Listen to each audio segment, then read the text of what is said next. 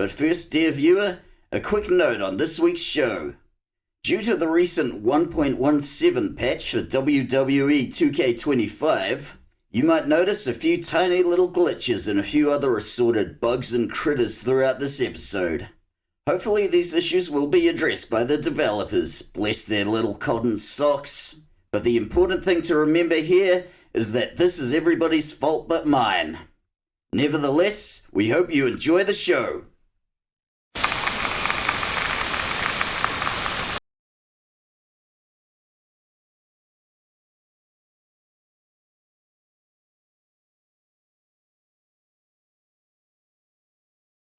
Wrestling fans of the intertubes, welcome back and welcome to our first inaugural rebranded episode of Linwood Wrestling Legends.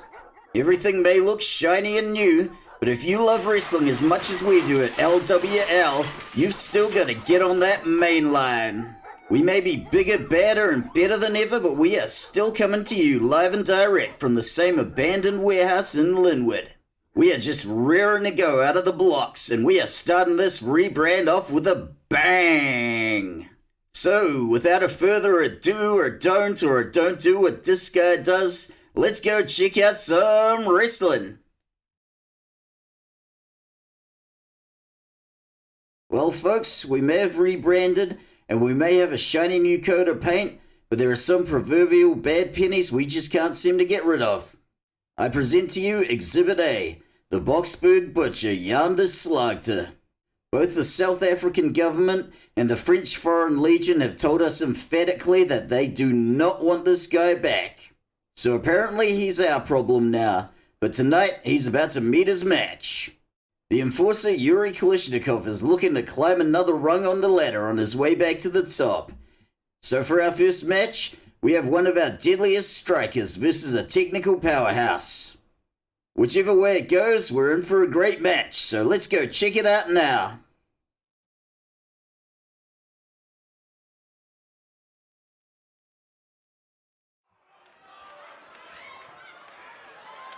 The following match is scheduled for one fall. Introducing first, representing Broforce 1 and accompanied by his scumbag manager Vince Russo. From Boksburg, South Africa, the Boksburg Butcher, Yuri Slagter.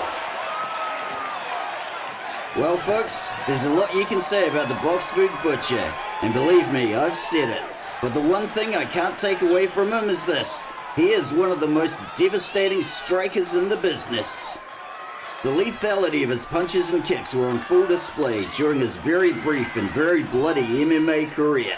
And although it goes against every fiber in my being to say anything nice about him, I gotta give him this as well. Although accusations of racism have dogged him throughout his career, I can say with 97% certainty that Yuri Slagter is not a racist.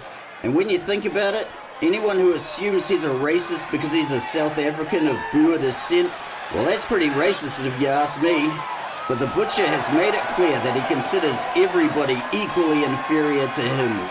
And he also brags about beating his opponents so badly that even the coroner couldn't determine their ethnicity. So there you have it. While Yuri Slagter may be a wrong-in, a crumbum, a no-goodnik, and a ne'er-do-well, he is not a racist.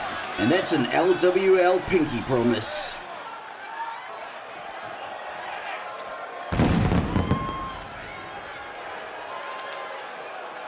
And his opponent, from Poprovskoye, Siberia in Russia, the Enforcer, Yuri Kalishnikov. Although the Enforcer continues his slow climb back to the top, the threat of Sector Del Muerte and Alonso Constanzo is ever lurking in the shadows. So it must be a relaxing change of pace for Yuri Kalishnikov to take on a dog and pony show like Broforce 1, and an opponent with a face as punchable as the Boksburg Butcher. And needless to say, it's a much more serious caliber of an opponent than a literal clown who breaks wind in his opponent's faces. And thank God that wasn't the first match of our new rebrand. We never would have lived it down.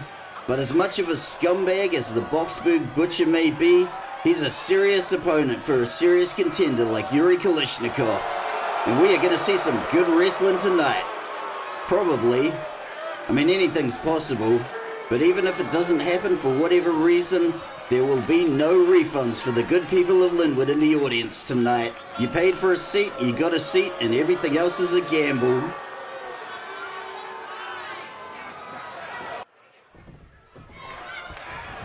Referee Tom Herb rings the bell and oh my god, did you just see that? He just clocked Referee Tom Herb. I bet he did that on purpose. I bet he's got something really greasy in mind that he wants to pull off with Tom Herb out of the picture. He's going out of the ring. Oh, he's looking for something under the apron and oh my god, he's got a sledgehammer. See, this is exactly what I was... This is absolutely disgusting behavior we're seeing from the Boxburg Butcher, wailing on Yuri Kalishnikov with a sledgehammer. Referee Tom Herb better get up soon, otherwise this could end very badly for the enforcer. And look at that clothesline. Kalishnikov has not taken any of the Butcher's crap, and referee Tom Herb is back in the game. The Slagter pummeling his opponent with a vicious series of strikes. Kalishnikov has already taken a very literal hammering, but there's still a lot of fight left in him. Butcher breaks the clinch and there goes the ripcord knee strike. The Slagter feeding off the boos of the crowd, and here comes the Butcher to scoop him up. And there goes the running power slam into a pin. Kick out before the one. The Slagter going back to it with some punches and slaps, and a DDT. He is in the mood for a scrap tonight. Kalishnikov is not looking good, but the Butcher cannot resist a little showboating for the crowd, and one hopes it'll be his undoing. Butcher's picking him up, and let's see what comes next. The enforcer goes into the ropes, and the Butcher zigs when he should have zagged. Uppercut hits nothing but air. Kalishnikov comes from behind, and what a beautiful suplex. The enforcer is done playing around, and now he wants to crush his opponent into the dust. And haven't we all felt that way about somebody in our lives? I know I have. Butcher comes in with a sneaky sweep, and Kalishnikov rolls out of the ring. The Slagter has no interest in following him, and he just continues to try and worm his way into the enforcer's head. Here comes the enforcer now, and he is answering back with some painful chops. These short-arm clotheslines. And what's going to come next? He's going for something. And there goes a vicious stomp to the hand. He won't be signing any autographs later. The enforcer picking him up. And what's he going for here? Oh my god, ripcord Russian lariat. Let's see it again, Ernie. The grappling skills of the enforcer are on full display tonight. The Slagter probably knows how to do a lot of things with one hand, so a cheeky stomp here and there is not going to make much of a difference. And here comes that brilliant ripcord Russian lariat. Just look at the torque he's getting on that bad boy. It's a thing of beauty. And he's going for the pin. 1, 2. Oh, kick out after the 2. Yuri Kalishnikov is satisfied with his handiwork, as well he should be. The Butcher trying to crawl back to life, and Kalishnikov says, bring it on, and there goes the single leg takedown. Uh-oh, seen this look before and it's real bad. Spinning heel kick. Although the Slagter doesn't do this as well as his hero Jean-Claude Van Damme, it's devastatingly effective nevertheless. But can he get the pin? 1, 2. Kick out after the 2. And on the subject of JCVD, if you've seen Bloodsport less than 100 times, I've got no time for you, sir. And we got our first yay boo of the evening. And it should be absolutely no surprise who I'm yaying for and who I'm booing for. But despite our snazzy new coat of paint, our Cameron and Ernie still can't get rid of those funny little circles. You better figure it out soon, Ernie, or we're going to rebrand somebody else as the new Ernie the Cameraman. You're not the first and you won't be the last. These two are going at it hammer and tongs with no end in sight thus far. And Kalishnikov with a discus chop. The Butcher's nut is looking a whole lot worse without a sledgehammer to back him up, and oh my god, Moscow torpedo! Let's see that again! Run it back, Ernie. And here we see one of Kalishnikov's signature moves, the Moscow Torpedo, which he's using to devastating effect. Only someone hardened by the Siberian winters could pull something like that off. And I, for one, am glad we haven't seen any malfeasance on the part of Broforce 1 scumbag manager Vince Russo in this match. Knock on wood. Face first into the ropes, the Butcher goes. Kalishnikov grabs the leg, kick to the inside, stomp to the ankle,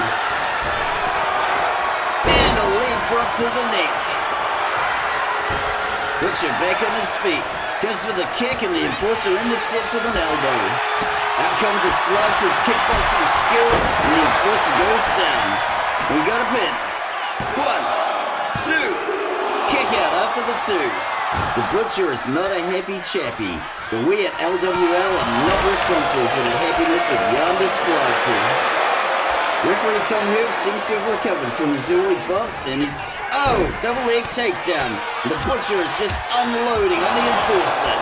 Still very much anyone's match, and he's going for the pin. 1, 2. Oh, the enforcer kicks out at the last second. The Butcher's gonna have to do much better than that to take down Yuri Kalishnikov. Butcher grabs him by the neck and slams him face first into the turnbuckle. And here come the Muay Thai and knee strikes. This is bad. Well, obviously, I don't need to tell you that it's bad.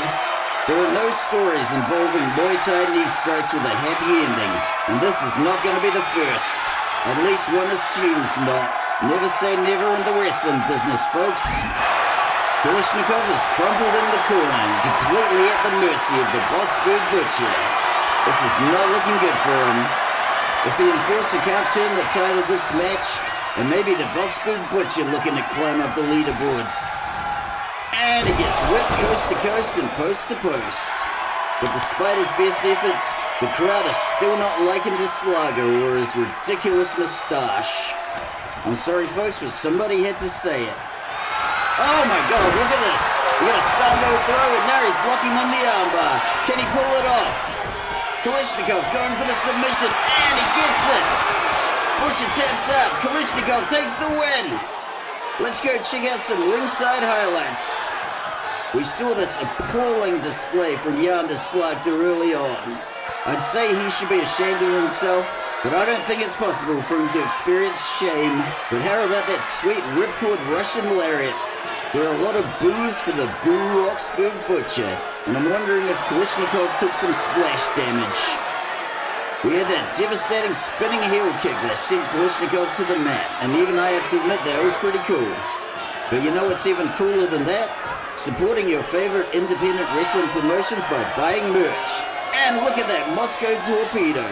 This is one of those rare matches where you can say that both competitors gave as good as they got.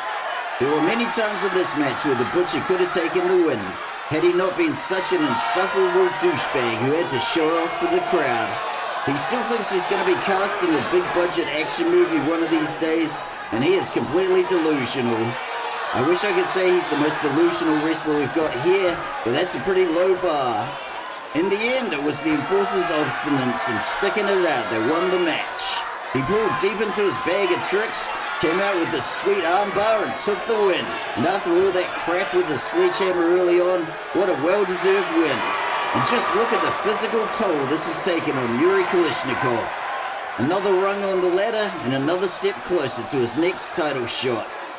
But most importantly, another obnoxious and thoroughly deserving opponent put in their place by the second most famous person to come from Poprovskoye. Look it up, folks. I think you'll be pleasantly surprised.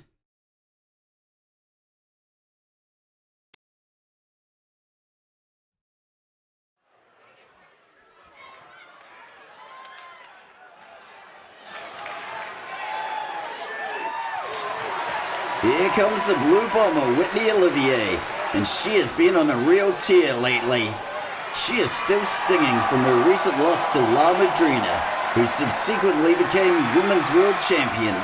And folks, I wish we could keep our wrestlers on a tight leash like a lot of other promotions, because the Blue Bomber has straight up been threatening everybody on social media. What the hell did Sir David Attenborough ever do to you, Whitney Olivier? And as a lifelong Queen fan, I am appalled by the threats you made to Sir Dr. Brian May. Any other wrestling promotion wouldn't put up with this kind of crap from one of its wrestlers. You've got a lot of explaining to do, Miss Olivier, so whatever you gotta say for yourself, it better be good.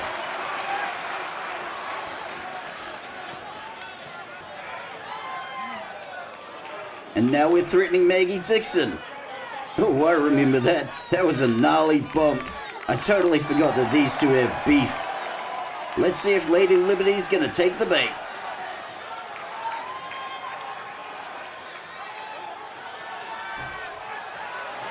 Oh, something's happening. Oh, hell yeah. My new favorite singles women's wrestler, Lady Liberty. She's a real shirt kicker. Whoa, that escalated quickly. It would be nice if we could have just one show where a wrestler didn't threaten to eat another wrestler's babies. But she's not wrong about the maple syrup. I've seen the Blue Bomber pound 2 or 3 big bottles of maple syrup a day. And quite frankly, some of us are a bit concerned. But I am really feeling that jacket. It's totally badass. So if this is going to be Lady Liberty's first singles match in 5 years proper, I am absolutely on board for this. I can't wait to find out who's going to be eating whose babies. The crowd is absolutely electric here tonight. And one way or another, babies will be consumed. But if you want to eat something that isn't a baby, why not stop by the concession stand? We promise there will be no hairy band-aids in the french fries this week. No, wait, we can't make that promise. Referee Tom Herb rings the bell and the animosity is palpable as Lady Liberty takes down the Blue Bomber and unloads a barrage of punches to her head. After a cheeky stomp, Lady Liberty is looking to rally the crowd to her side, and apparently the Blue Bomber's just letting it happen. But how about that stiff right hand and that flurry of chops? And here's another one because I don't like you.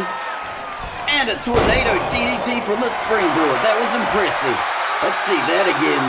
If I wore a hat, I'd very much be tipping it to Whitney Olivier right now.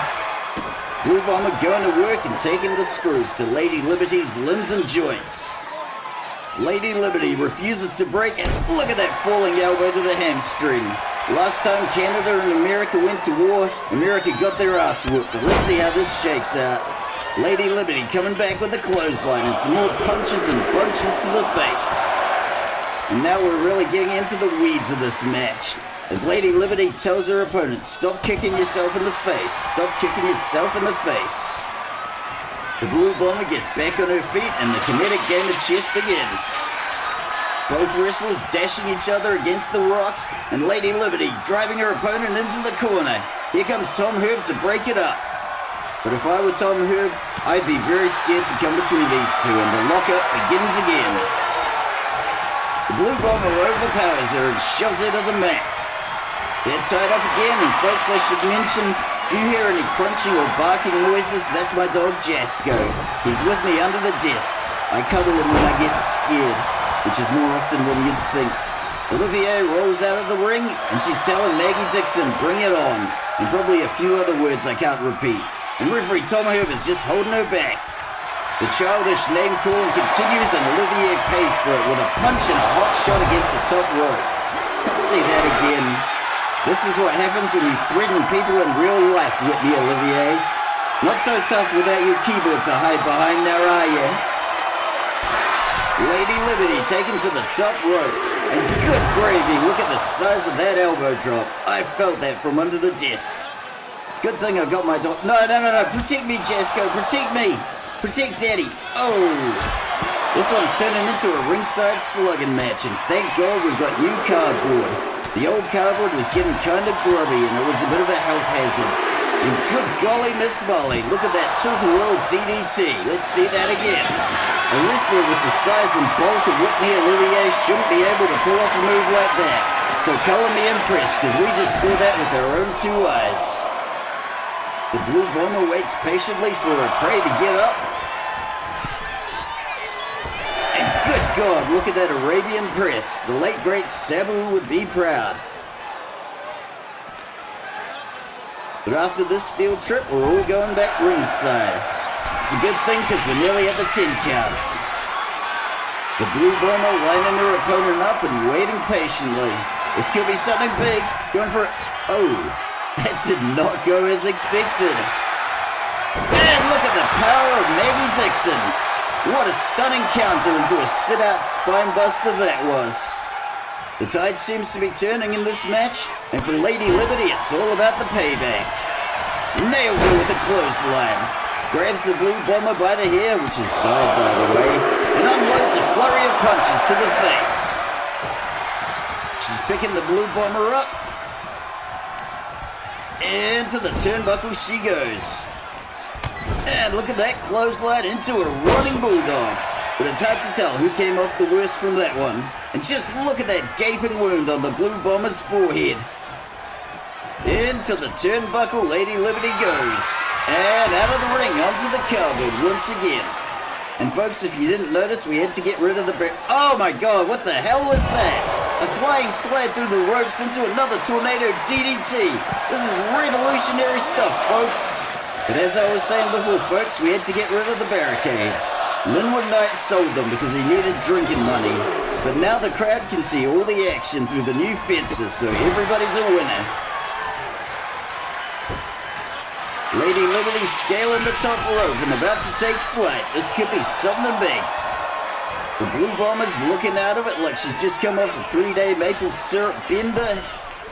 And boom goes the fallen axe handle.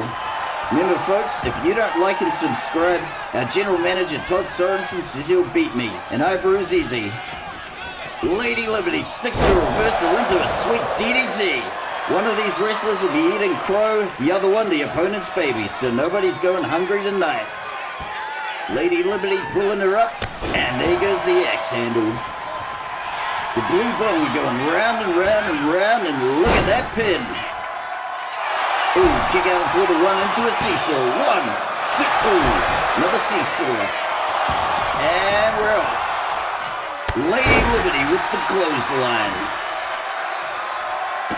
And a few passive-aggressive kicks to the face. Much like Olivier before, Lady Liberty is saying, bring it on, and probably a few other choice words I can't repeat on a family show. Lady Liberty pulling her up. Into the rope she goes. Drop kick misses the mark, and a clothesline from Lady Liberty. The Blue Bomber grabbing on the ropes for support. Lady Liberty looks like she's revving up. Well, she's just running the ropes for some damn reason. Where's she going with this? But no matter, because we got punches and bunches. And oh my god, she's going for it. I think we're going to see it. Look at that, she's gorilla pressing the Blue Bomber. What a decisive show of raw power from Lady Liberty. After missing the mark with whatever that was supposed to be, Lady Liberty comes back with punches and bunches. And then we get the almighty gorilla press. This can't go on much longer, folks. Cheeky Lee curb stomp for good measure, and let's see if she can get the pin.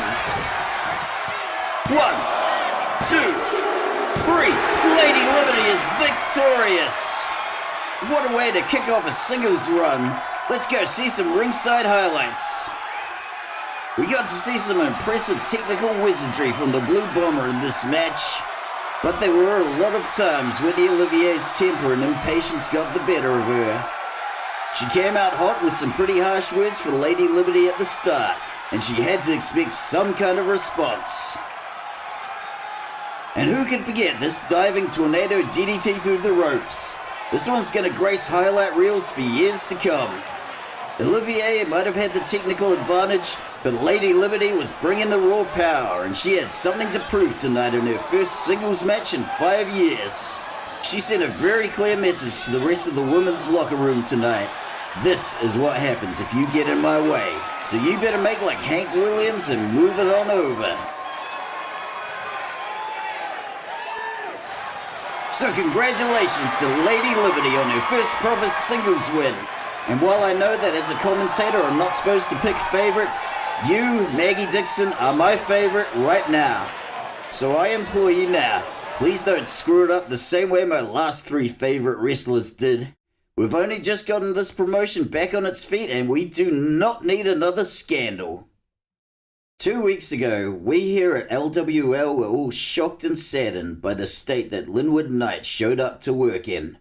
For possibly the first time in his career, and maybe his whole life, Linwood Knight was sober, coherent, and freshly bathed. Because we here at LWL take the welfare of our wrestlers very seriously, we sent Linwood Knight to a retox facility around the road, Nuggets Bar and Gaming Lounge. And you'll be pleased to know that after a week of retox, Linwood Knight is back as rude and liquored up as he ever was. After crossing paths with him 3 weeks ago in a tag match, Linwood Knight will be getting the one-on-one treatment from Homeboy LuvShark tonight. So here's hoping for no malfeasance, no skullduggery, and no underhandedness from Broforce 1 scumbag manager, Vince Russo. Let's go check it out.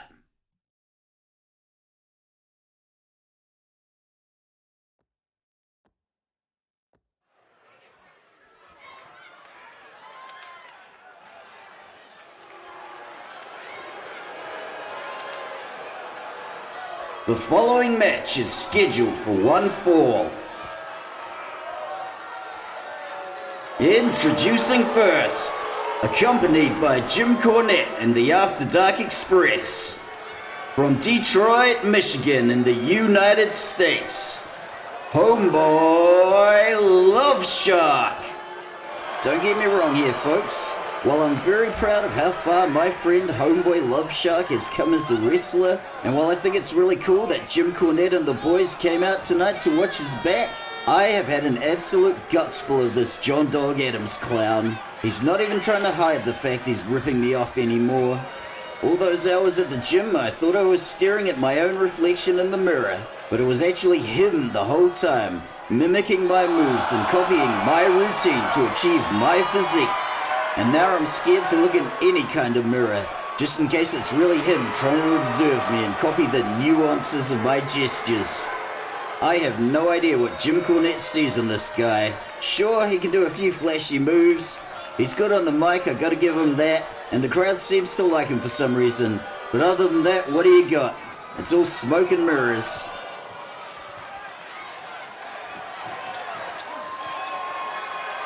And his opponent, representing Broforce 1 and accompanied by his scumbag manager Vince Russo, from Linwood, Christchurch, right here in Aotearoa, the hard-boozing, hardcore legend, Linwood Knight.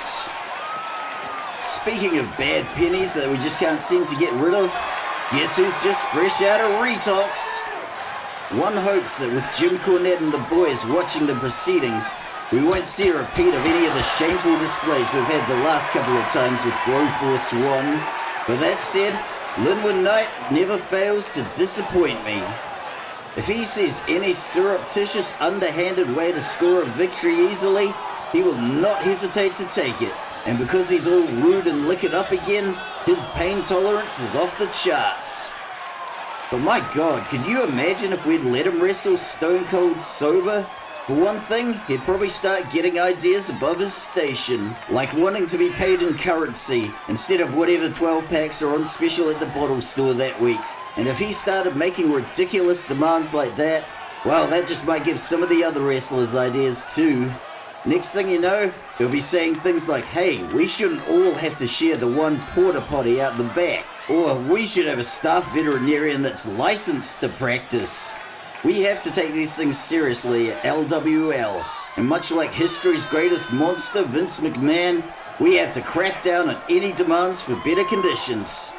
If we have to go spending money doing things like buying a second porta potty or hiring a staff veterinarian with a current license, then this whole empire we have raised from the dust collapses.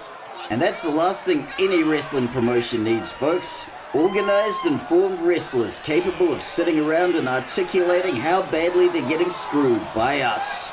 No siree, Bob. Not on my watch. This is why this was something we had to nip in the bud post-haste.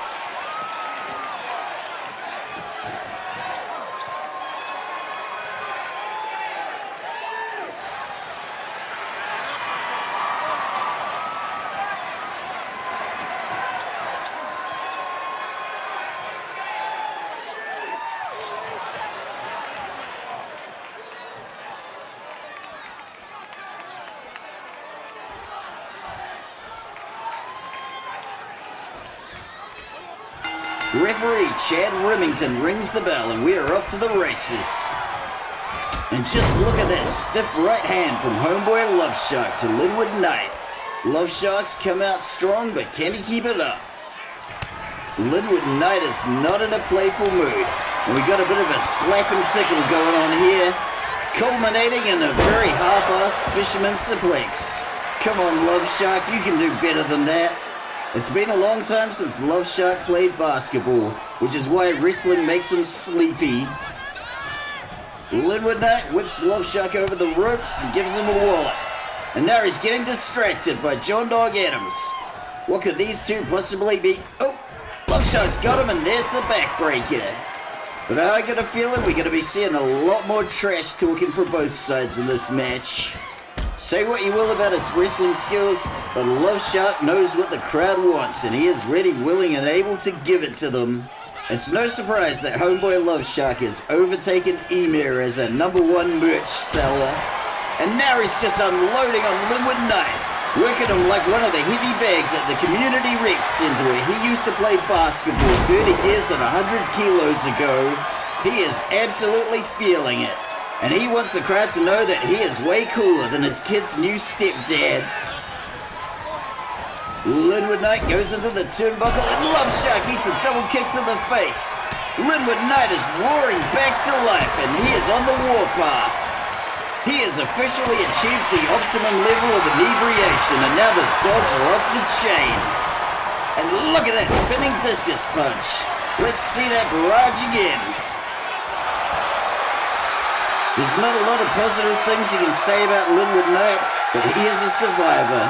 From his mastery of playing possum to his staggering comebacks, this man truly is the cockroach of the wrestling industry. His parole officer can barely contain him and neither can this wrestling ring. But alas, it was not enough for the pin.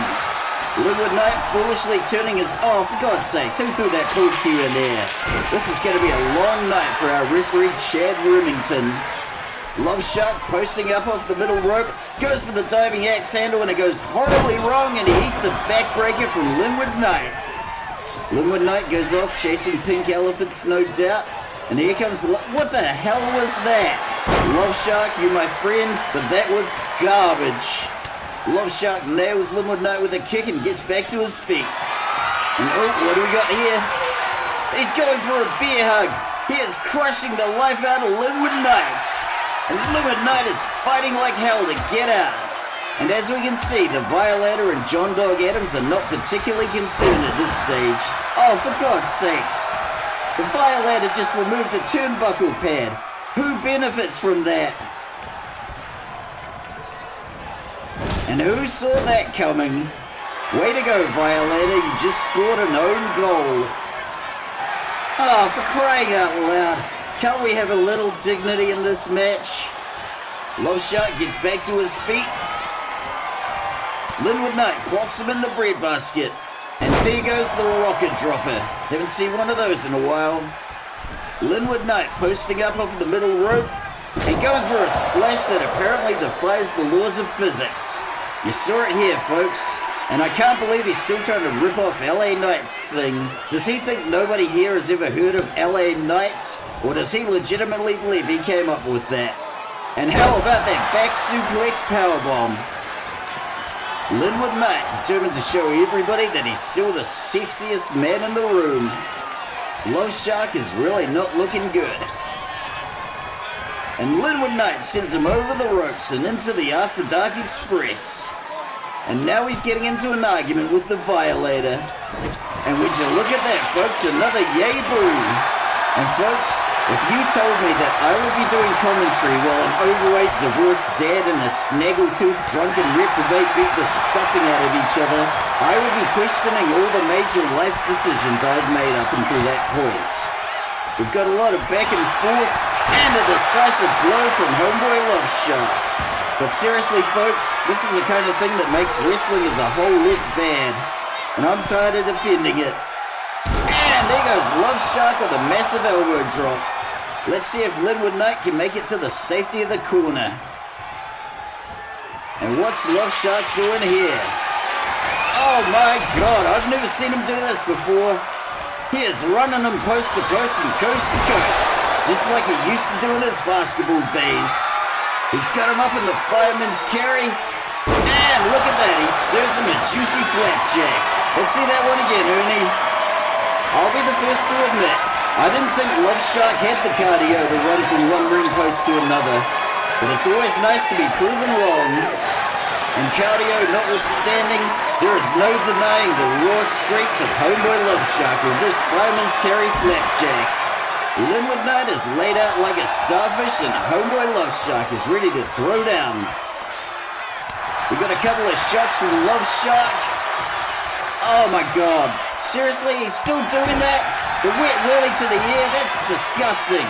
1, 2, and LuvShark kicks out at the last second. Are we seriously going to let Linwood Knight keep doing that move? That's disgusting. You don't know where that thumb's been. LuvShark escapes the corner and lays Linwood Knight out with a big boot. He is not letting up on Linwood Knight, and he wants his foe to know that he is overpowered. Oh, for God's sakes, what's Vince Russo complaining about now? Is it because we don't use the word bro enough? We're real sorry, bro. Please don't bro in the towel. And in case you missed it, the Violator removed the turnbuckle pad again. That boy ain't right in the head. LuvShark gets Linwood Knight over the shoulder and up and over. Referee Chad Remington has his hands full dealing with all these shenanigans. We got a shot across the bow, and I think we're going to see something really cool here. Oh yeah, there it goes. Ooh. Yo, run that one back, Ernie. This one's a combination backbreaker and a gutbuster. LuvShark calls it the Chocolate Thunder Bomb, and that's why we shouldn't let wrestlers name their own moves, because that is a terrible, terrible name. Although you've got to admit there are a lot of merchandise opportunities with a name like that.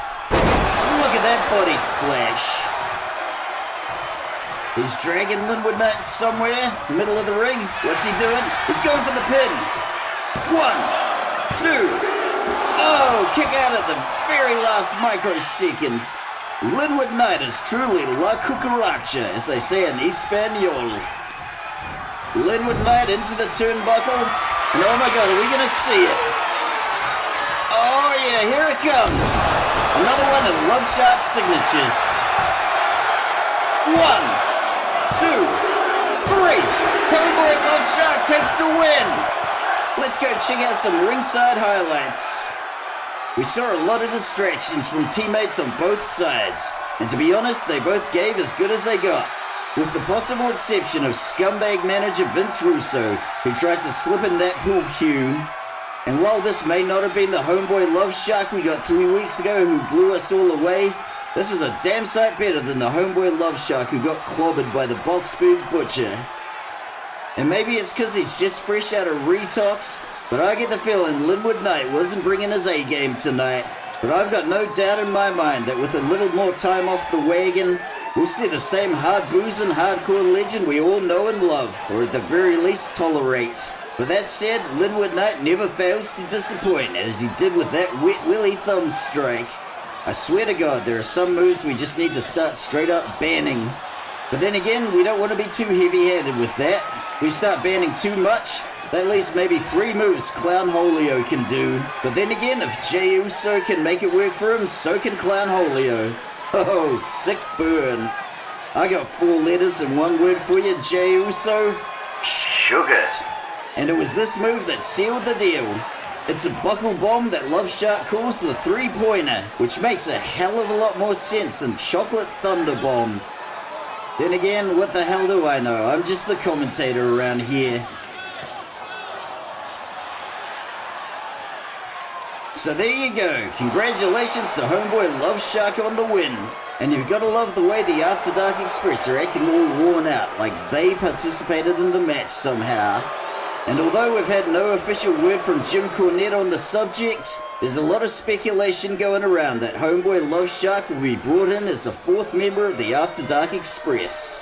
Ever since he got screwed out of all his money, Jim Cornette's thing seems to be collecting all the broken toys of the wrestling world. And nothing would shock me less. We just seem to be collecting all the bad pennies today, folks. And in that spirit, we got these three oafs next. The Cockney Pickpockets. Sure, they might have saved this promotion from corrupt police officers, but when you think about it, what have Gazza, Jonesy, and Big Wally done for us lately? Besides helping Linwood Knights steal the old barricades to sell them for drinking money, not much. Tonight they'll be going up against two guys that can actually wrestle, Urban Legion.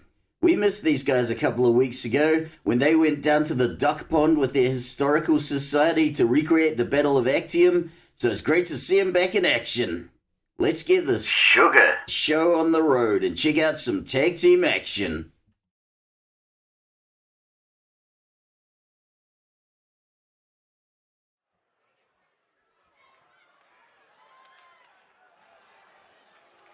The following tag match is scheduled for one fall.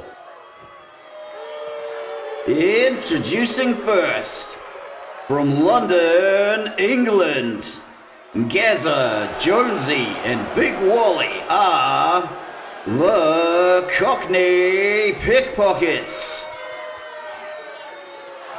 2 weeks ago, when these guys came out to save this promotion, we heard a lot of uncharacteristic cheering, but now the boo birds have come back out to roost.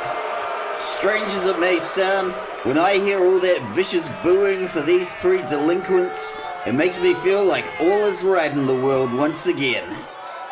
Tonight, the Pickpockets have foolishly decided to let Jonesy wrestle, which may very well be their undoing, so Big Wally will be sitting this one out. And say what you will about Jonesy, and believe me, I do, but I've missed the little bugger. He's the comedic gift that just keeps giving. But surely Jonesy must be aware on some level that he's only in the Cockney Pickpockets because the other two clowns can't drive, while he's got the keys to his mum's Toyota Yaris. But this is Linwood Wrestling Legends, folks, and we take them as we find them. Which really begs the question, where did our general manager Todd Sorensen find these clowns, and can we not give them back?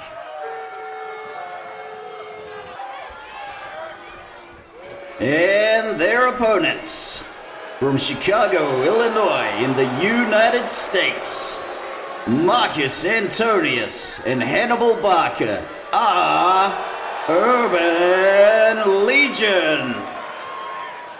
Damn, it's good to see these guys again. After failing to take the championship from Los Satanicos, they're back to the bottom of the pile, but hopefully not for long. And for what it's worth, guys, that Battle of Actium on the Duck Pond was killer. Despite all their claims of hood roots and gangster credentials, these guys are gigantic history nerds just like me. And maybe that's why I always find myself rooting for them.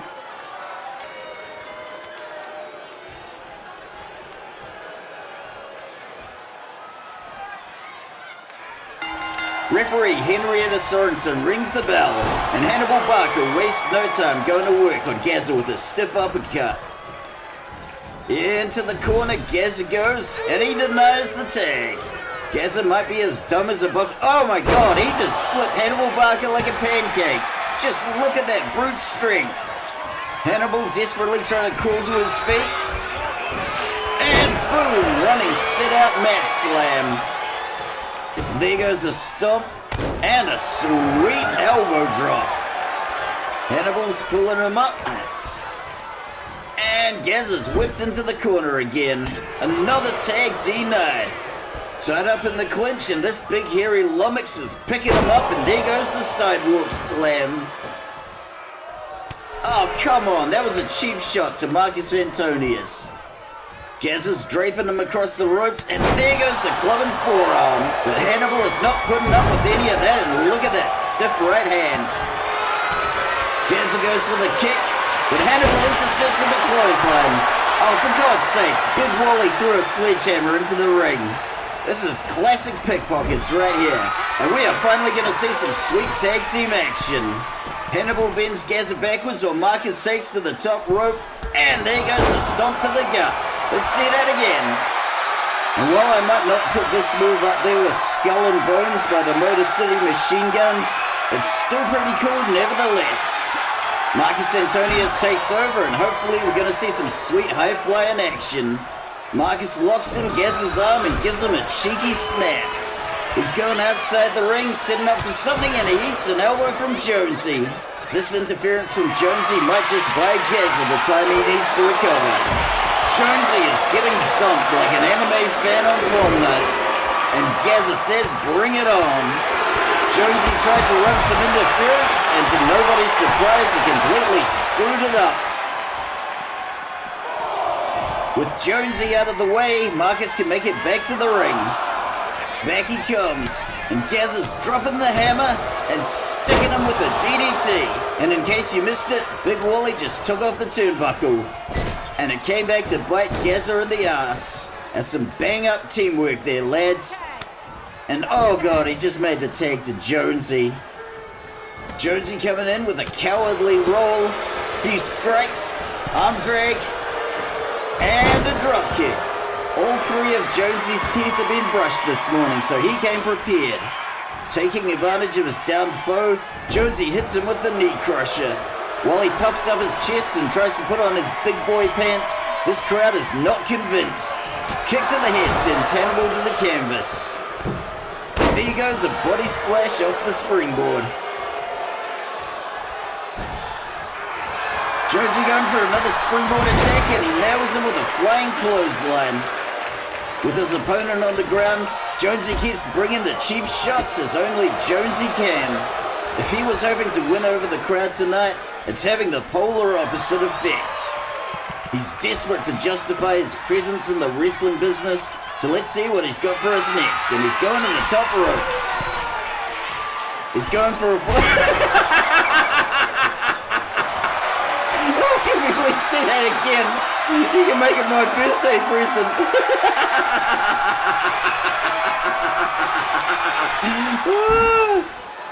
Oh god, that was the funniest thing I've seen in ages. Get it together, John. We just saw Jonesy have his very own top dollar moment, so thank God he's tagging Gazza in. Jonesy gets Hannibal with the DDT, and Gazza catapults him over with the suplex.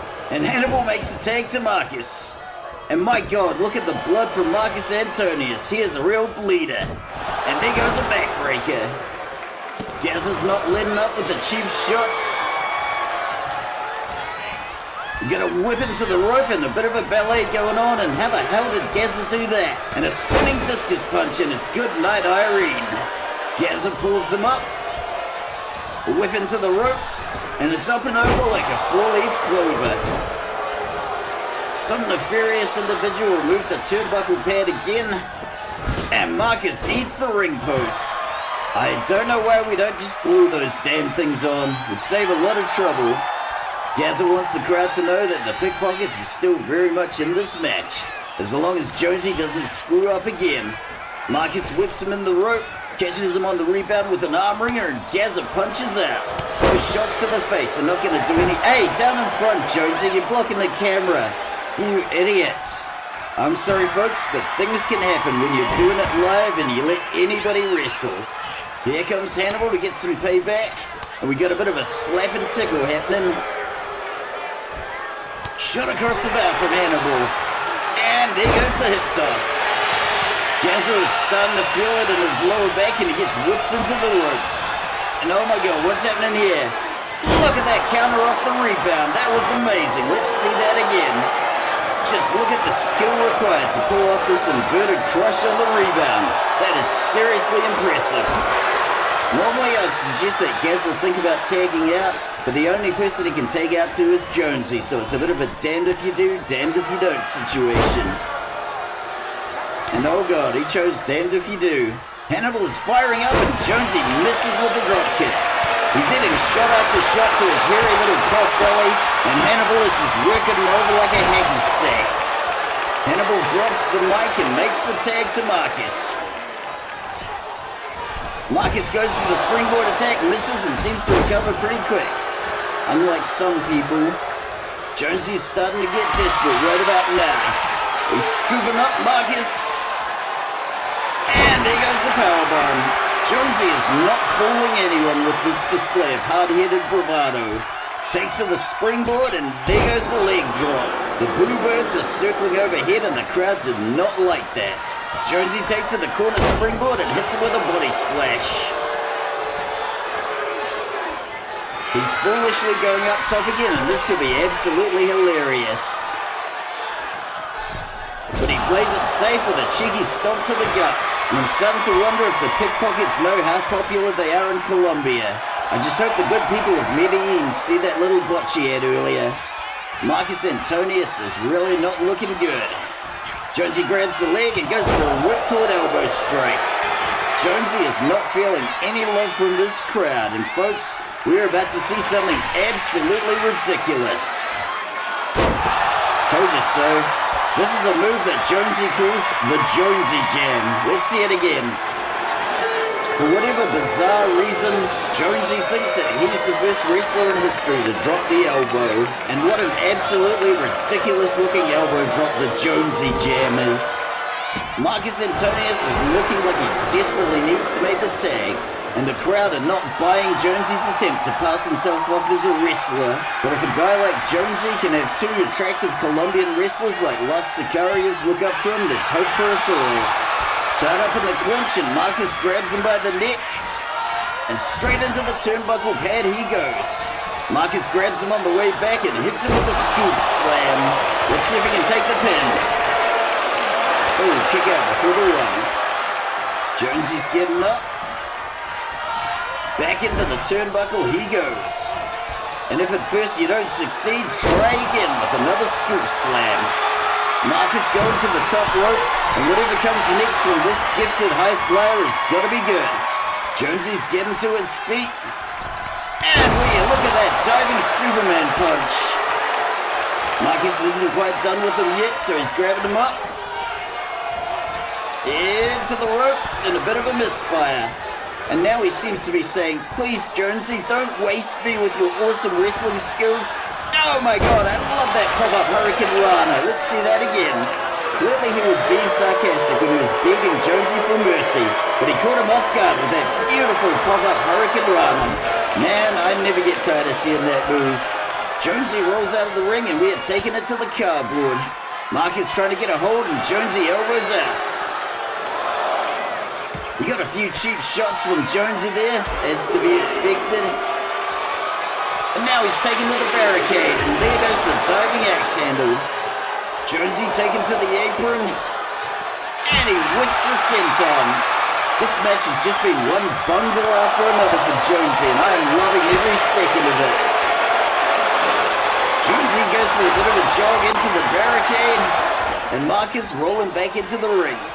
Jonesy better get it together, otherwise this match is going to end in a countout. Oh my god, we're really coming down to the wire here, folks. I think we may actually see a countout this time around. And Jonesy comes back in at the last microsecond. He's clapping back with a kick, and he wisely makes the tag to Gaza. Smartest thing you've done all match, Jonesy. Gaza picks him up, slips a punch, and gets him in a full Nelson slam. No time for fancy moves here as Gaza just unloads with punches to the face. Jonesy looks like he's up to no good outside the ring, and what's he doing? Oh, for God's sakes, he slipped a chair into the ring. And Gaza hits him with a sidewalk slam. Gaza's looking like he's sitting up for something big here. He's got him in the fireman's carry. And will you look at that, a wasteland slam. Don't think I've ever seen one of those in the wild. Giving his leg a bit of a snap, crackle, and pop with a cheeky stump puller. And I gotta say, the Urban Legion have taken a hell of a beating in this match. It's a wonder they're still in it. For whatever strange reason, Gaza's not even trying for the pin at this stage. He just wants to beat down his opponent. Hannibal Barker's not taking any of Gaza's crap, and Gaza headbutts him off the apron. I'm not gonna lie, folks, this is looking very bad for the Urban Legion.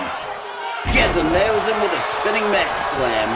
As far as embarrassments go, losing to the Pickpockets is barely a step above diarrhea in church. And now that Jonesy's in the ring, maybe the Urban Legion have a chance. Marcus goes for the headlock. Jones is firing back and using him as a proxy for the real target of his aggression, which is probably me, John the commentator. Maybe I should fly under the radar for a bit. I'll try not to say anything too bad about Jonesy. How can I help myself after another botch like that? If I didn't know better, I'd swear he's trying to bait me into it. What the hell was that? You fool! What did you think was going to happen when he stood there on the apron like that? Folks, I tried my hardest, but I can't go 5 seconds without dumping on Jonesy. Marcus clapping back with a series of rapid shots. And Jonesy's going down. Now he's firing back with some shots of his own. Couple of snap kicks to the lower body and Marcus goes down. Jonesy coming in with a run to the springboard corner and a casket drop. Taking another run to the springboard. Oh my god, did you see that? Jonesy just did a moonsault. How the hell did he pull that off? Run it back, Ernie. I never in my life thought I'd see this. But I suppose this is living proof that even the blindest squirrel finds an acorn every once in a while. So fair play to you, Jonesy. That didn't totally suck. Jonesy grabs the leg and kicks him in the crown jewels, and the crowd did not appreciate that. Jonesy is not winning any friends. And here he comes with a clothesline and he whips it again. You idiot. A lot of people thought I was being hyperbolic when I said putting Jonesy in was the worst move the Pickpockets could make. But I like to think I've been vindicated now. And what the hell was that? Gazza just rolled the unconscious body of Hannibal Barker into the ring and Jonesy is going to work. All the while ignoring the legal tag partner, and to nobody's surprise he gets clobbered. Jonesy's laid up in the corner and Marcus hits him with another scoop slam. He's posting up on the middle rope. Jonesy's crawling to his feet. And there goes a diving forearm. That's gotta be it. Let's see if he can take the pin. 1. And Gazza breaks it up. There's not a lot left in the tank of either team at this point. Marcus pulling Jonesy up. And he's scooping him up. And there goes the powerbomb. Gazza's desperately trying to reach for the tag, but I don't think he's going to make it. Jonesy is crawling at a snail's pace. Let's see if he can make the last couple of feet. And my god, he makes a tag. Gazza comes running in with a flying DDT. Marcus is looking like he needs to be carried off in a stretcher at this point. Into the corner he goes, and in comes Gazza. We got a forearm smash and a real lariat. Marcus is desperately trying to call to the ropes while it's kicking off outside the ring between Jonesy and Hannibal. Marcus is getting worked like a speed bag, and one has to wonder, how much longer can this go on? There comes a point in every match where a wrestler is basically flogging a dead horse. We passed that point about 3 minutes ago. For God's sakes, Gazza, just take the pin already so we can all be home in time for supper. There's no reason whatsoever to prolong this cruelty. I wouldn't normally play this card, but is there any way we can get our staff veterinarian to come in here and throw in the towel? This is just painful to watch. Gaz's teammates are just egging him on as he continues with these acts of barbarism. And oh my god, Marcus is springing back to life. Oh, we got an atomic drop. And another atomic drop. And 3 atomic drops. And a running bionic elbow. Can Marcus pull off a small miracle and get the win here? Gazza looking a little groggy and he manages to counter, and there goes a headbutt. The crowd are letting the Pickpockets know they have seen enough brutality and they just want a merciful end to this match. And good gravy, Gazza's got some brass knuckles and a swing and a miss, thankfully. Whatever Gazza was trying to do backfired horribly. And here comes Marcus with a wheelbarrow stunner. This crowd are at the limits of their patience. And if we don't see something decisive soon, we may see a riot. And look at that jumping bionic elbow. Is this going to be enough for the win? 1, 2, 3. Urban Legion takes the win. This match was a thoroughly epic slog, so let's go see some of the many ringside highlights. While Gazza may have dominated the match early on with his brute strength, he eventually made the classic mistake of tagging to Jonesy. Now, I've seen the Cockney Pickpockets put on some absolute stinkers before, but this one truly plumbed the depths. I can only describe Jonesy's performance as an absolute comedy of errors. Some of these botches we saw tonight will grace blooper reels for years to come, and I can't wait to share them on social media with amusing captions.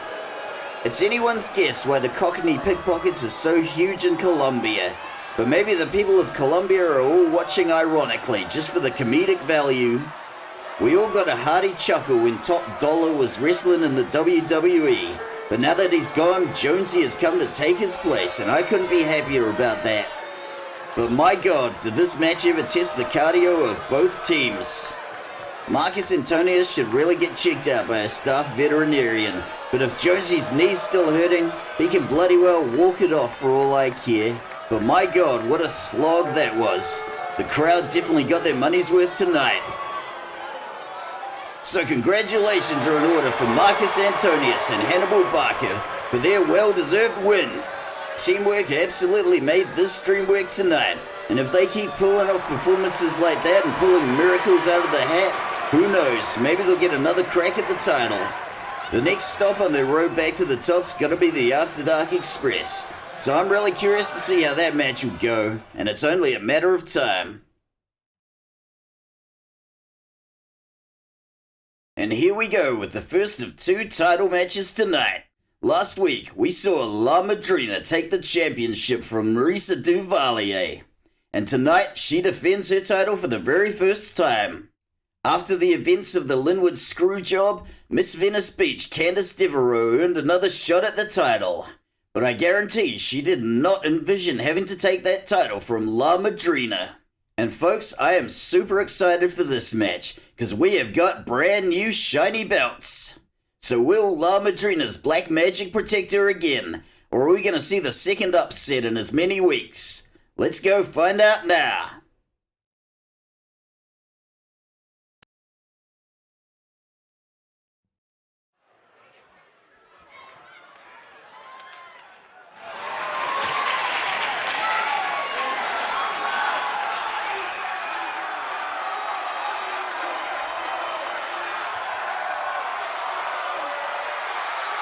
The following LWL Women's World Championship match is scheduled for one fall.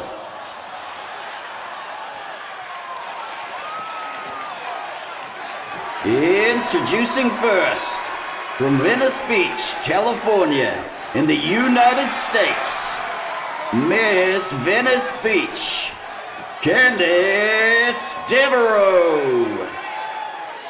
I've made no secret of the fact that I consider Miss Venice Beach, Candice Deveraux, to be our rightful champion. We all remember the events of the Linwood screwjob, and it was a dark day for this promotion. Controversial though my opinion may be, I think nobody deserves to wear one of our shiny new belts more than Miss Venice Beach. And oh my God, I can't wait for you guys to see how cool the new belts look. I'm proud to say that we no longer have championship belts designed by a talentless 3-year-old. I put my dog Jasko, who's much smarter than Todd's kid, to work designing them, and as a fur parent, I couldn't be prouder of the masterpieces he's come up with. And I have no doubt in my mind that he would want Miss Venice Beach to be the first to wear one.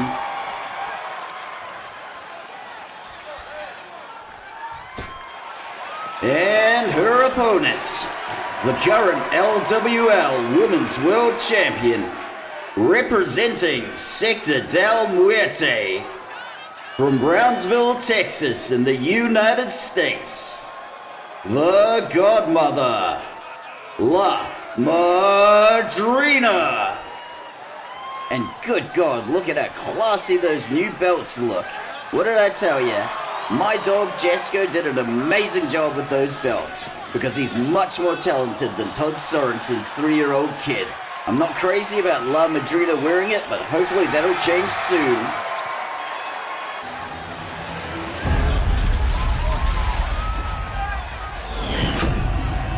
Just look at that exquisite craftsmanship. You just don't get that level of quality from a 3-year-old with a pack of jumbo crayons. And I know what some of you are gonna say, How does a Fox Terrier design championship belts? Very well, apparently. But to answer your question, the same way as anybody else does, with a digital sketch pad and an open source program like Critter. And as much as I'm supposed to be giving commentary on this important wrestling match, I just can't take my eyes off that amazing belt my boy Jasko designed. Go on, Tom Herb, hold it up for everyone to see. Go on, you know you want to. Now that is a belt truly worth competing over.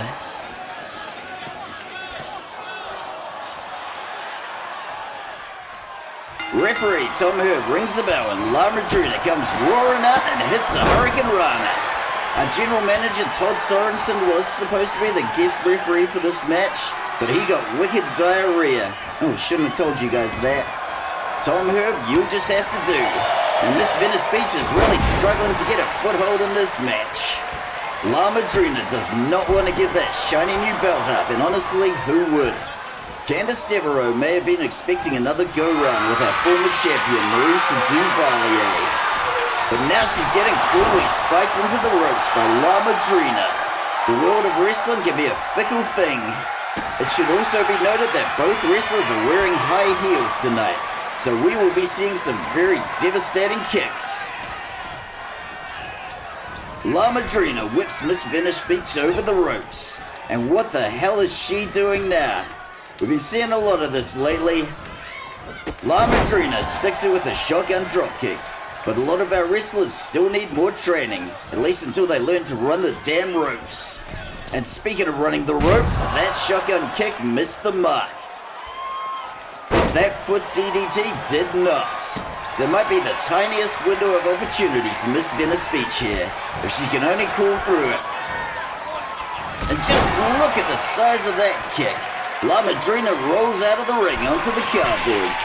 Candice takes to the top rope, and while she doesn't hit the mark with the diving senton, she clocks Madrina square on the nose.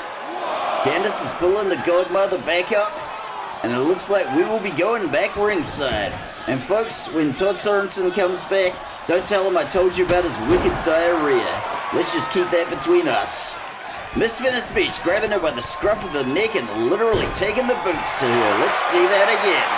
Some people may be wondering why we let our wrestlers kick each other with high heels, but that's probably because a set of heels is cheaper than a set of proper wrestling boots. Madrina tags her with a knee to the face and gets to her feet. Handspring off the ropes, and this can only lead to a tilt-a-whirl head scissors, and there it goes. First penitent of the match. 1. And a kick out after the 1. To be honest, I was expecting a little more blood, but it's still early on. Plenty of time for that. Madrina hits back with a clothesline, and Miss Venice Beach is back on her feet. The scuffle continues, and oh, will you look at that rolling heel kick. The psychological warfare escalates as Miss Venice Beach berates her opponent. The champ looking a little woozy. Miss Venice Beach slams her headfirst to the mat. Miss Venice Beach making the most of that sweet new pair of heels she bought herself the other week. She's got her by the hair and clocks her right across the face. Candice Deveraux going to work with a soccer kick to the back. And surely the champ's not going to take this lying down. Stretches her out with the armbar and she's back on her feet. The childish name calling continues, but unfortunately I'm not allowed to repeat what just got said. That was a sweet kip up from Madrina. Sticks the shotgun dropkick this time around while Candice is distracted. Candice Deveraux into the ropes. Dropkick gets intercepted. Now she's stretching her out with the armbar again. I hate to say it, but Candice is really going to have to up her game to hang with an opponent like Madrina. Petty insults and childish name calling can be fun, but they do not a championship make. But if you want to make yourself a champion, why not pick up one of our new replica belts from the merch stand? And holy crap, look at that Russian leg sweep into some face punches. Now this is wrestling. Miss Venice Beach lives for the adoration of the crowd, and how can they not adore her? Even if she does remind me of the popular girls in high school that kept borrowing my Walkman but never giving it back. Yeah, you know what you did, Charlotte. I don't care if it's been 30 years, I want my damn Hootie and the Blowfish cassette back. Miss Venice Beach going to the top rope. And just look at those gymnastic skills. And what a running face breaker. Whatever black magic rituals La Madrina performed earlier, they are not protecting her from these lacerating verbal barbs from Miss Venice Beach. The hits keep coming, and is La Madrina ever gonna fight back? And look at that STO. And you know what comes after STO? STP. Because I want my damn Stone Temple Pilots cassettes back, Melanie. And just look at all this verbal abuse La Madrina has taken. This is a verbal squash match. La Madrina done playing around, and she takes the pin. And a kick out before the one. The scuffle continues. La Madrina with the elbow to the head. And a kick across the face. That was devastating. Let's see that again. This is one of La Madrina's signature combos. And we really need to rethink letting our wrestlers wear stiletto heels. La Madrina trying for the pin. And a kick out before the one. They're getting back to their feet. And La Madrina coming with a victory roll and a double gut stomp.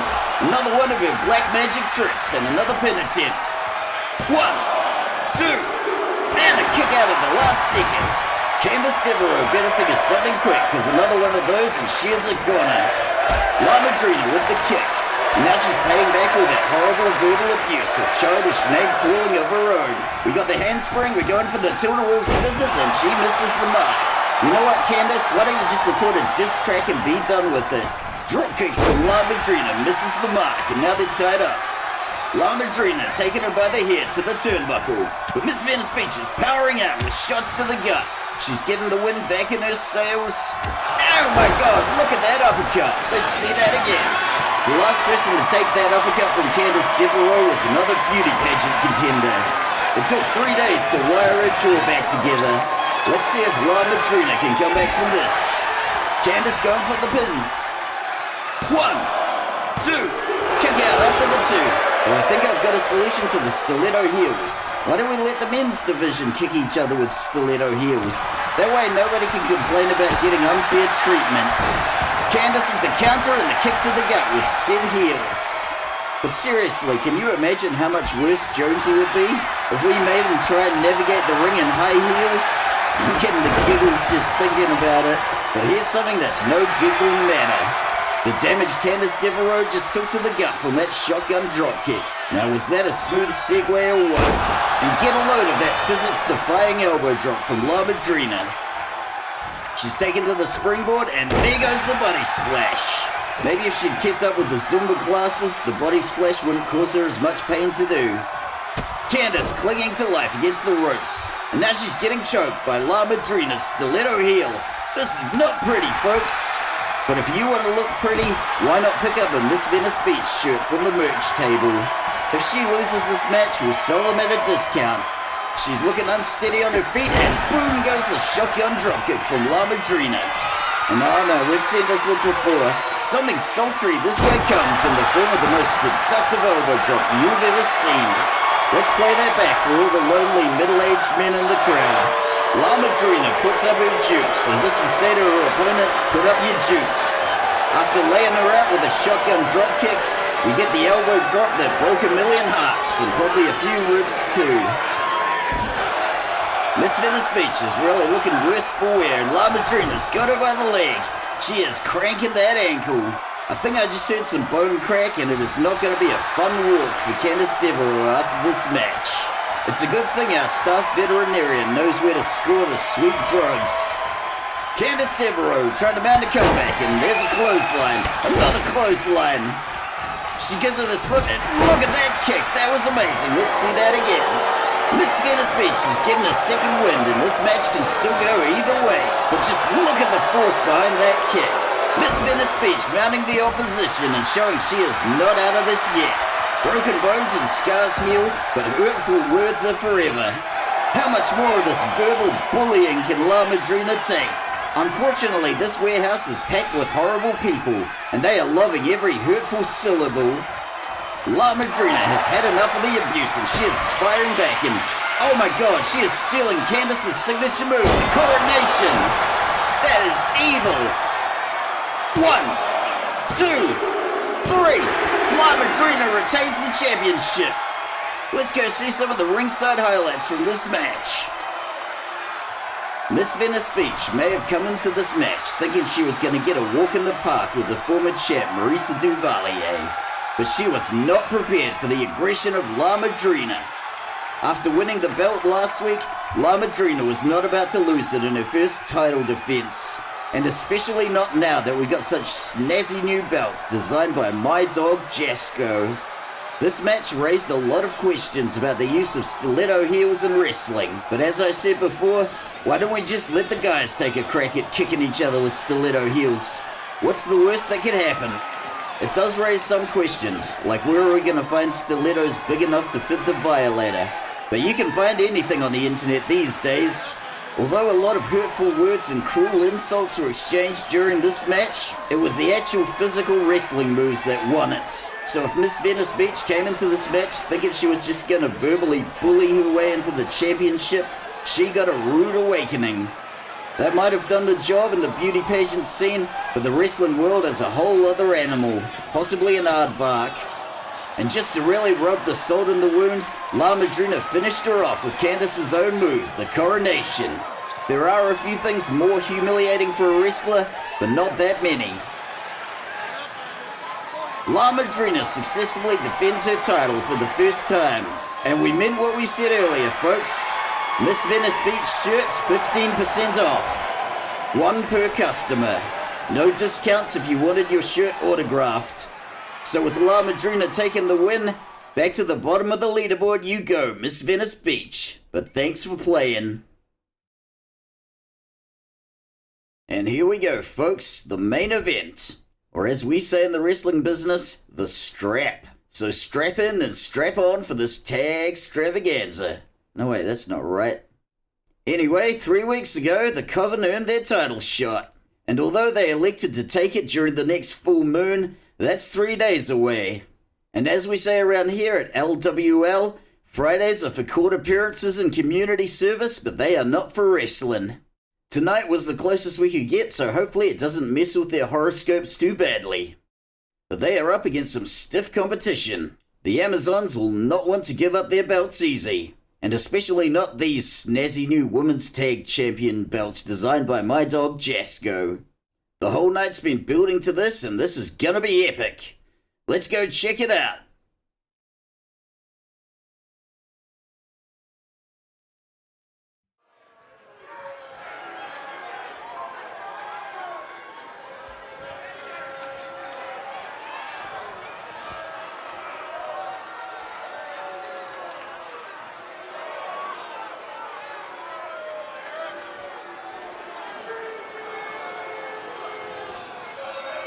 The following LWL Women's Tag Team Championship match is scheduled for one fall.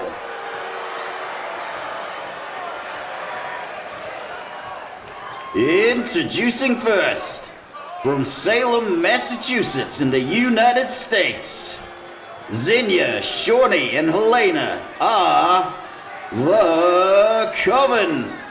They're vicious, delicious, and a little superstitious.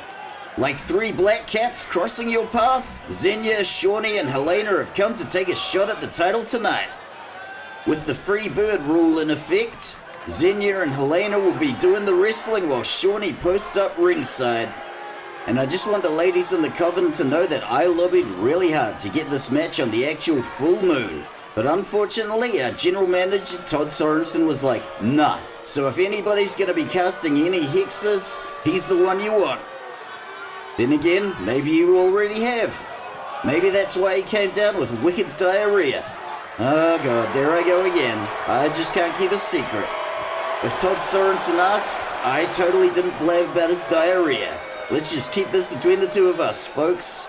But if you want to hear some really juicy secrets, I'll be spilling the beans on the podcast later. But here's a little tidbit. The Violator still lives with his parents, and his mum buys him baby toys to play with. But you didn't hear that from me. Wink, wink, nudge, nudge. But back to the match at hand.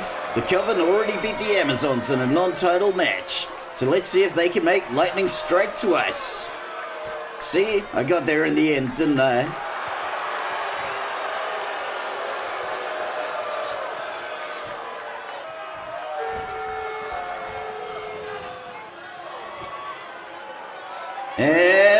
opponents, and current LWL Women's Tag Team Champions, from Thessalonica, Greece, Athena Kanakarides and Tessa Hatcher are the Amazons.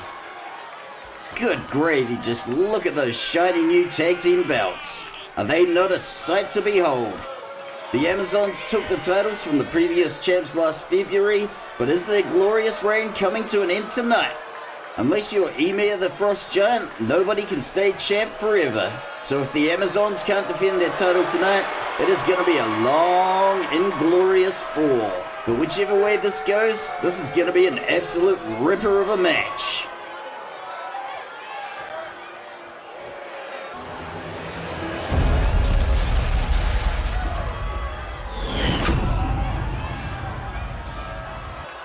I know I sound like a broken record here, folks, but just look at those amazing belts my dog Jasko designed. And to all of you nonsense mongers on the internet who say a fox terrier can't possibly design a belt, my response is, hey man, that's really offensive. If you've never heard of a dog named Sergeant Stubby, look him up. He was legitimately awarded the rank of sergeant by the US Army. If you look at all the stuff he was able to do, designing these sweet belts is well within the wheelhouse of my boy Jasko. And if that doesn't convince you, I once saw a documentary called Ratatouille. Apparently there's a restaurant in France where people line up to eat food prepared by a rat. And if you want to eat food prepared by somebody marginally cleaner than a rat, why not stop by the concession stand? Man, I'm just killing it with all these shameless plugs tonight.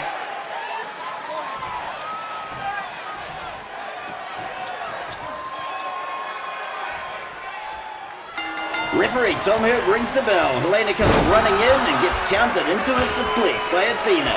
And because it's nearly the full moon, the Greek goddess is busting out the moonsaults early. See what I did there? Athena looking a little distracted by Shawnee at ringside, and Helena's coming in with an inverted scoop slam. Helena is an absolute powerhouse, and she may be just what the Coven needs to take the victory tonight. She's going to work breaking the back of the Greek goddess with a series of stiff strikes. And that one had to leave a mark. And there goes a cheeky little stomp to the arm just to make sure she won't be signing any autographs tonight. Helena is not letting up with this brutal assault, and now Xenia wants a piece. Into the rope she goes, and we got a mid-air collision. And look at that step up into Gary. Sneaky punch from Xenia lays her up against the ropes. Helena's back on her feet and oh my god. What a counter from the Greek goddess. That was amazing. Let's see that again. Things are looking pretty bad for Athena after that shot from Xenia laid her up in the corner. Helena came running in, but Athena kicked back, shoved her into the turnbuckle and fired back with a dropkick to the back. Baby does indeed got back. And now we're back in the corner, watching Athena take the screws to Helena. The Coven's powerhouse eats the canvas while Athena makes the tag to Tessa. Now that the Alaskan Giant has entered the fray, the chocolate pudding has just got real.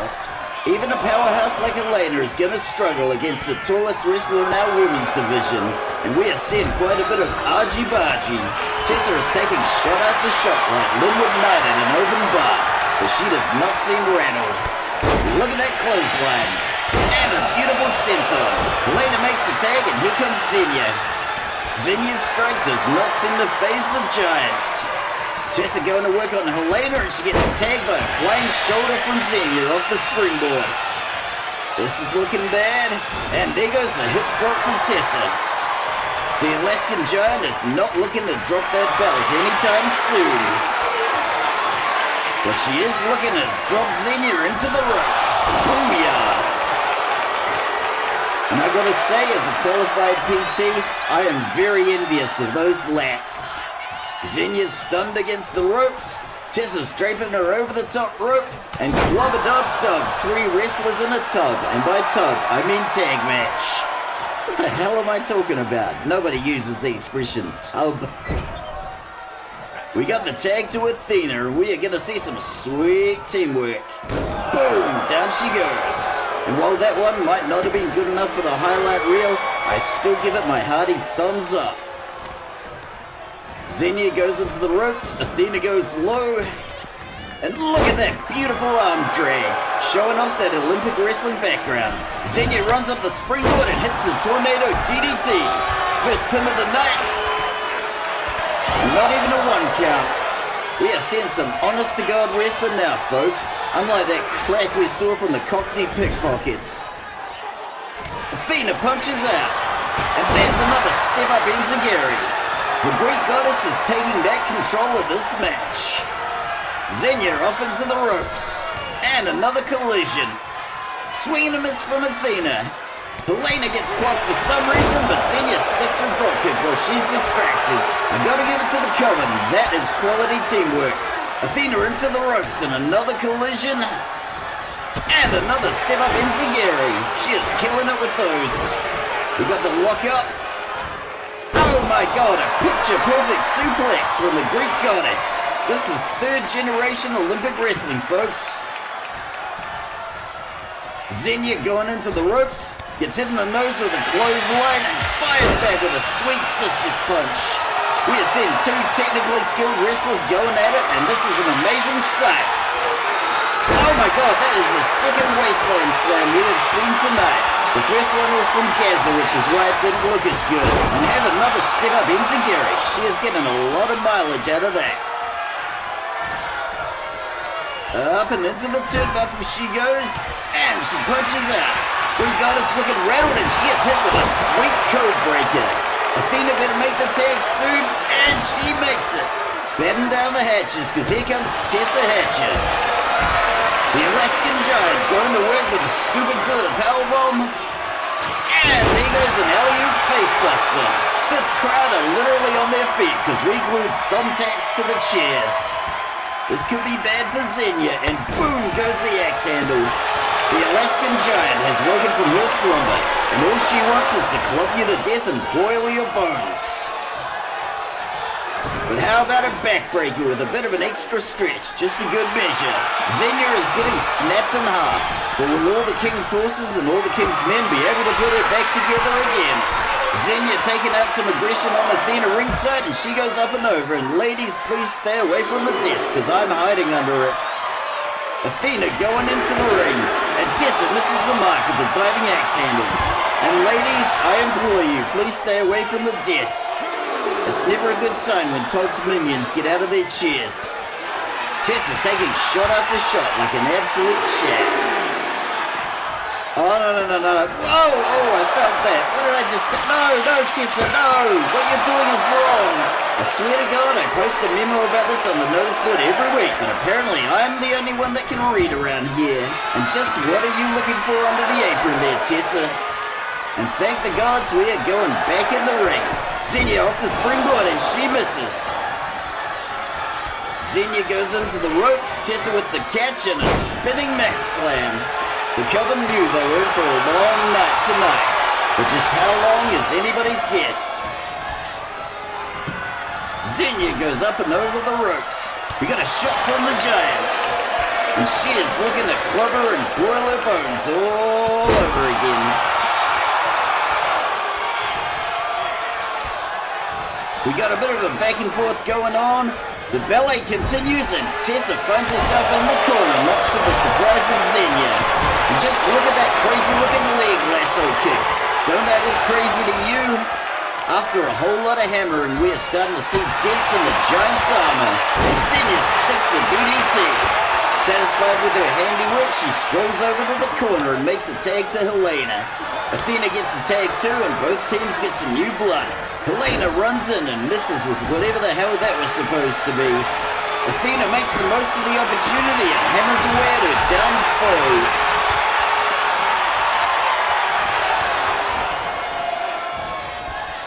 Helena back into the corner. We got a tag back to the Giant, and we're going to see some more sweet teamwork. Athena makes the trip, and whatever this is going to be is bad news for Helena. And boom, look at that. Barrel roll down low, shoulder tackle up high. Let's see that again. For Helena, this move must have felt like being stuck between 2 grinding gears. And you know what really grinds my gears? People who don't like and subscribe. So give that little rascal a wee tickle now. Helena looking pretty rocked after that devastating double attack. And now she eats a ripcord lariat. We got more bad news for Helena coming this way. Tessa's got her in the torture rack. Can she make her tap out? Helena powering out with elbow strikes to the head. Both wrestlers showing a little wear and tear. Helena tying her up in knots, and are we gonna see it? Oh my god, yes we are! Pump handle powerbomb into a pin!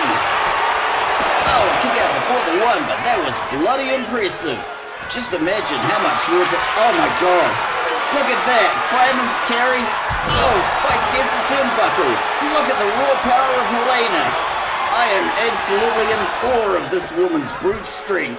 Hell, I can bench press 100 kilos, but there's no way in hell I could do what Helena just did to the Alaskan Giant. And oh my god, she's gonna do it again!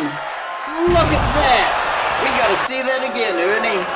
And this, folks, is what you call an Alabama slam. Lady Liberty's from Alabama, but I don't know if even she could pull that off. Bravo, Helena. But oh my god, the hits just keep coming, and look at that monster plex. Helena, you have won me over. One, and the pin is broken up by Athena. If Helena can do that to the Alaskan Giant, imagine what she could do to a short, stubby commentator who didn't cheer her on loudly enough. Memo received. And good gravy, this is just a vulgar display of power. Look at that, she's gorilla pressing Tessa Hatcher. Helena is putting on an absolute clinic. 1, 2, and a rope break. That was so close. I never thought I'd say this, but is there any hope for the Alaskan Giant after this vicious onslaught? We got a punch, and oh my god, what's coming now? A gut-wrench suplex. Tessa claps back with a kick, but she has got a hell of a lot of ground to make up in this match. Helena gets back to her feet. And good gravy, what do we got here? Tejana bomb. There's still some life left in the Giant yet. Tessa looks like she's lining something up. Helena goes into the ropes. Tessa goes low. And misses with the big boot. We got a bit of a back and forth. The ballet continues and Tessa goes into her own corner. Helena going for the punch. She gets countered. Up and over the ropes. And boom, onto the cardboard. Tessa's going up to the top ropes, but we got a little interference from Athena outside the ring. And Tessa misses with the diving axe handle. And as much as I fear and respect both you ladies, please stay away from the... No! Ow! I felt that one. Helena gets tagged by a clothesline. Oh, no, stay off the disc, Tessa. Oh, look at that elbow drop. Hopefully that's the end of that, folks, and I can go back. No, I can feel your feet. You've got big feet. And what I mean is, I don't mean like you've got big feet, but... You know, your feet are in proportion to the rest of your body, and, you know, you're just, like, really big generally, and please don't beat me up. Ooh, that was a bit nerve-wracking, folks. I'm starting to regret taking Jasco home, because I could really use a cuddle right about now. But we're back ringside, and hopefully no more of that. Oh, my God, look at that flying neck breaker from Helena. Tag gets made to Xenia, and a tag to Athena. Let's see what happens with a little fresh meat. Xenia clocks the Greek goddess with a dropkick, and there goes a diving elbow. Athena shoots back with a kick, and Xenia goes down. And oh my god, just look at that small deadly DDT. And here comes another moonsault. And I don't know about all you out there, but I am over the moon because this match has exceeded all my expectations. After Homeboy LuvShark's asthma attack and all the garbage we saw from Jonesy, this is the kind of wrestling that makes us look good. And look at that rolling armbar. Can she make her tap out? Oh, Athena comes to break it up. But play that one again, Ernie. That was some sweet Brazilian jiu-jitsu on display there, and I am impressed. Why can't all our wrestlers be this good? I don't think I've ever seen the Alaskan Giant take a beating like this. This is blowing my mind. She's stunned against the ropes and Xenia's setting her up for something. We got 1 elbow, 2 elbows, 3 elbows. And look at that, a Frankensteiner into a pin. 1, 2. Oh, so close. But I reiterate, why can't we have more wrestlers like these 4? And here comes my new spirit animal, Helena. I don't think anybody in history has ever used these words together, but the Alaskan giant is looking like easy pickings, and just look at those welts across her back. Helena firing in with some strikes. And look at that hangman's elbow. Athena is desperate for her to make the tag, but Helena is not letting her off that easy, and boom, there goes a knee crusher. The Alaskan giant is definitely going to be feeling that one later. And into the corner she goes. Tag gets the nub with an elbow strike. Round and round and round we go.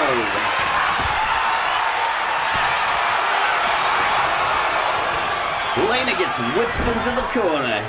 And here comes some more good old-fashioned teamwork from the Amazons. Look at that. Boom. Athena rolls back to her feet. She's lining Helena up for something, and boom goes the dropkick. The Greek goddess is looking to bring this one home, and she says, bring it on. We got a bit of a back and forth tug of war going here. And look at that. Here comes Helena with another gorilla press. Bam! But can she take the pin this time? Oh, kick out before the 1. There's still plenty of fight in Athena Kanakaridis. Into the corner Athena goes. She punches out of the tag attempt. And oh my god, look at this. Rolling, oh, got a rope break. But that was a lovely guillotine choke. Xenia decides to jump in and she gets a slug in for her troubles. And oh my god, another moonsault. You wanted a full moon? Be careful what you wish for. Helena's getting back on her feet. And Athena is lining up for something big, but Helena doesn't give it time to finish that thought. Oh, look at that. This one's about to spill out of the ring and onto the cardboard ringside. And what a treat for the fans standing ringside. This is probably the most exciting thing they'll see in their dull gray little... Oh my god, look at that kick. That was beautiful. And if you want to look beautiful, why not pick up a Greek goddess headband from the merch stand? And what was Athena looking for under the apron? Slingshot back into the ring from Athena. And look at that graceful curtsy. Here comes Helena. Oh, look at this. We've got another rolling guillotine choke. Can she make Helena tap out? Oh, it's coming down to the wire here, folks. She is cranking it with everything she's got. And Helena is powering out. But that move was so cool, I want to see it again, so let's do it.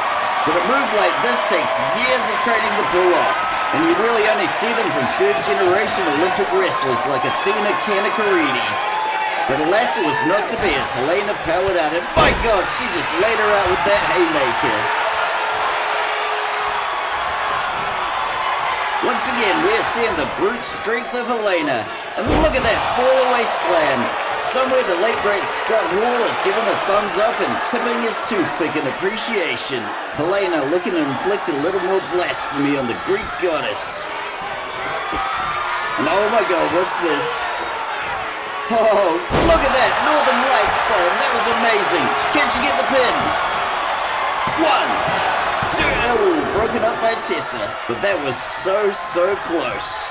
And now Helena's got her in her sights and oh my god, are we going to see another one of these? This is amazing! Another pump handle powerbomb!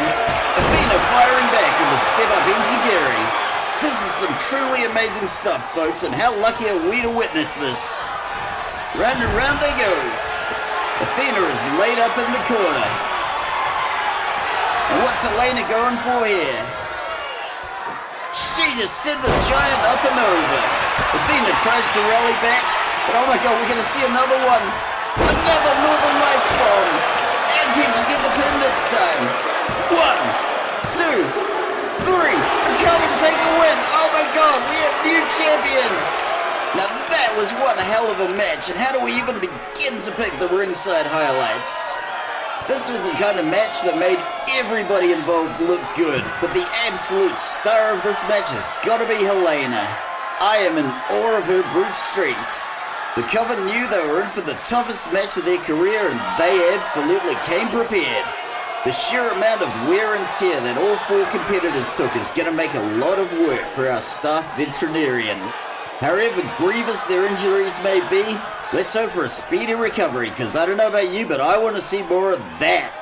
And I got to give a shout out to my main man, referee Tom Herb, for not screwing up like he usually does. We got some brand spanking new champions to go along with our shiny new belts. And all the other women in the women's tag division are officially on notice. If you choose to cross the Coven, you do so at your own peril.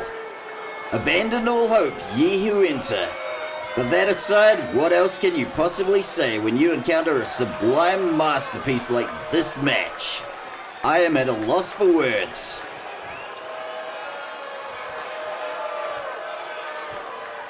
Congratulations to our new champions, the Coven, on a very well-earned victory. Unfortunately, we only have the 2 tag team belts, so the 3 of you are going to have to learn to share. And I gotta say to all the wrestlers in the men's division, the ladies are absolutely crushing it, so you better up your game. But seriously, if you don't up your game, our general manager Todd Sorensen says this is going to become a women's only promotion. And as enticing as that may sound to a lonely middle-aged guy like me, I'll be damned if I want to say goodbye to wrestlers like Yuri Kalishnikov and Jerome Scott. So the rest of you garbage wrestlers and bad pennies in the men's division, get your sugar together.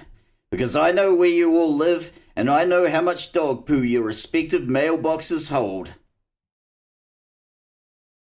Well, folks, I'm sorry to say, but that is all the time we have for this week. I just want to thank each and every one of you wonderful people for tuning in and checking out the first episode of our big new rebrand. Until we meet again, dear viewer, this is your erstwhile host and commentator, John Adams, signing off.